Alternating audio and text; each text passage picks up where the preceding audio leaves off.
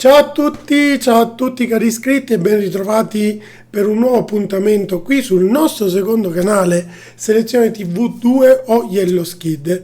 Allora, vi avevo detto oggi sul TG dei motori, nostro primo canale Selezione Nazionale Piloti, che ci sarebbe stato questo video per quel famoso 42% del sondaggio, quindi dei partecipanti al sondaggio, che non è una fetta piccola. Però ci tengo a precisare una cosa: questa puntata qui non sarà tutti i giorni, ma ci sarà solo quando avrò il tempo di farla. Quindi oggi c'è e quindi eccomi qua. Allora, poi un'altra cosa, volevo fare questa puntata proprio oggi perché voglio proporvi un'intervista di un pilota che a me sta tanto simpatico, che sta facendo una scelta inseguendo il proprio cuore, una scelta di correre in un determinato campionato. Vedremo se riuscirà a trovare l'accordo, la quadra con la squadra, quindi col team, sponsor, eccetera, eccetera, anche perché anche quando hai un nome pesante, comunque il motorsport implica alcuni obblighi e probabilmente sarà così anche per lui, quindi ci tenevo a fare questa puntata per proporvi questa intervista. Prima però, come vi ho promesso nel TG, nella puntata di Racing Time, quando ci sono delle ultimissime di giornata le diciamo qui e poi nel caso le ritrattiamo l'indomani.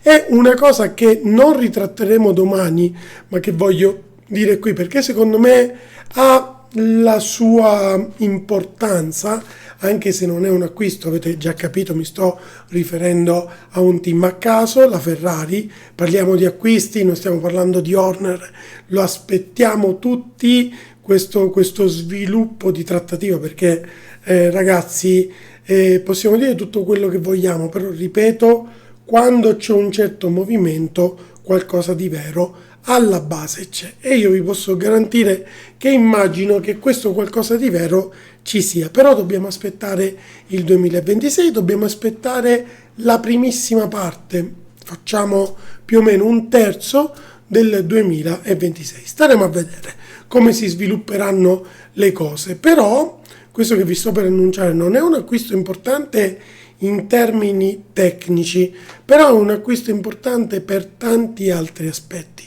Sto parlando di Maria Conti, che sarà la nuova responsabile di tutte le comunicazioni Ferrari a partire dal mese di novembre. Quindi c'è un ingresso, direi di peso, perché lei non è una di primo pelo, ragazzi, è una che sa il fatto suo, e io sono molto soddisfatto che entri una persona così competente a far parte della comunicazione Ferrari, comunicazione che abbiamo visto forse è l'unica cosa che funziona bene, perlomeno se paragonato a quanto succede in pista oggi in Ferrari. Poi a proposito di Ferrari che funzionano bene, ve ne faccio vedere una, eccola qui, è la 499P che ha provato a Monza. Provate a indovinare un pochino che curva è questa che vi sto facendo vedere, è semplicissima. Voglio però farvi ascoltare il sound di questo passaggio, godiamocelo con suono delle ruote al passaggio dei cordoli, e poi il motore ha un suo perché, anche se non ha quegli acuti dei motori di una volta. Ascoltiamolo.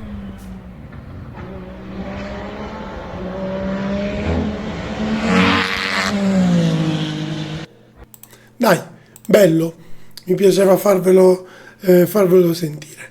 Bene, ora invece vi faccio vedere una foto molto molto romantica.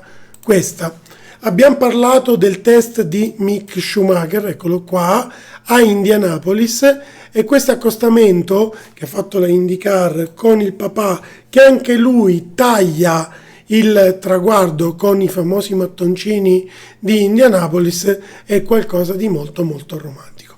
E a proposito di questo test, di cui abbiamo parlato anche sul nostro canale principale, voglio farvi vedere le dichiarazioni e abbiamo fatto una piccola traduzione, che ha rilasciato Mick Schumacher ai giornalisti americani in merito a una sua possibile partecipazione al prossimo campionato di Formula Indy. Vediamo un attimino che ci dice. Noi chiudiamo qui questa puntata, io vi saluto adesso, se vi è piaciuta lasciate un like e un commento, iscrivetevi al canale che male non fa attivando la campanellina e adesso ascoltiamo Michael Schumacher. Ciao, buonanotte a tutti. What was your first impression? Yeah, first impression is positive. It's very similar to some of the cars that I drove in the past. Still obviously getting used to some of the pit exit maneuvers and stuff that we have to do, but so far so good. A lot of F1 drivers have come over to IndyCar. Have you talked to any of them about before you got in the car, what to expect, what to feel, anything like that, or no? I did actually. Some of them said obviously it's very heavy in terms of steering power. I think it's very similar to what I'm used to from like F2 and GP2 and stuff that I drove. So it's not out of the ordinary, but it's obviously physical, which is what you want. Why is it important for you to get back to single-seater racing? I just love it. As simple as that. What you experience when you're here today at the Indianapolis 500 and know you're here? What you learn, and is it something you definitely should check out and try? I mean, I haven't done an oval yet, obviously it's something that is interesting and go pretty quick compared to most other cars, and so yeah, for sure it would be interesting to try it, see what it's all about. You would be open to trying ovals? I know some guys that come over from Europe aren't always immediately ready to do that, or say would want to give a season of just doing road street courses. It sounds like ovals would be in the cards for you if you had the opportunity to. I think might as well. That's what championship is about, and I think like it would be wrong to just say, okay, I'm just going to do one part of it. If I were to commit, I would like to commit to it fully. Had you been here during any of the F1 years? Did you come? I know you were young, yeah. But I don't 06, remember. you'd have been 6 or 7, Yeah. something like that, but you didn't come. Not that I know. I don't remember, honestly. I would have to ask my mom. She probably remember. Talk about how this came about today, and what are some of your goals? Just getting used to the car, used to the track.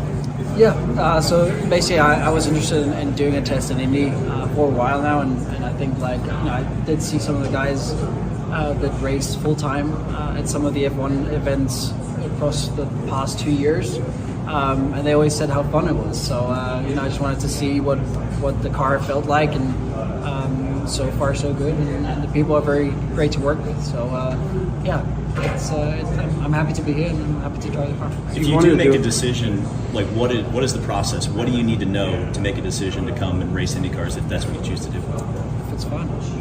I think that's about it. Like, essentially, to me, it's I want to enjoy what I do. I want to enjoy racing, and to do that, I want to find where I feel the most at home. Not saying that Europe or WEC or any of those other championships aren't that. It's just that I feel like maybe racing in a single seater is always what I wanted to do, and therefore I think IndyCar comes the closest to what I can still race, because F2 I can't go back there. I obviously won the championship, so IndyCar might be a good option. You said that you wanted to, thought about this for a couple of years, tossed the idea around. Ultimately, what helped this, right time, right team? Like, what led to this opportunity turning into more than just a goal or a dream for you over these last couple of weeks and months? Well, obviously, my target the last couple of years was always to go back to Formula One. Unfortunately, that option hasn't quite opened up this year and the years previous to that. And so at some point I also want to see, I want to race again in single seaters, and therefore, that option is a great one. And again, I think hearing what all the other drivers have said so far about IndyCar kind of led to actually making it happen today. Do you feel like you would have to, some drivers that have come over here, whether they come from Formula 2, guys that have wanted to get into Formula 1 but just never had the opportunity, or guys who have been in Formula 1 and came here afterwards, talked about kind of having to forego those dreams and fully buy into IndyCar? Do you feel like you would have to do that, or would F1 still be a potential option for you? I wouldn't say, I don't think that this blocks the way back to Formula 1. I mean, you can see, from what I've read so far, there are quite a few rumors sometimes around people from here going back over there.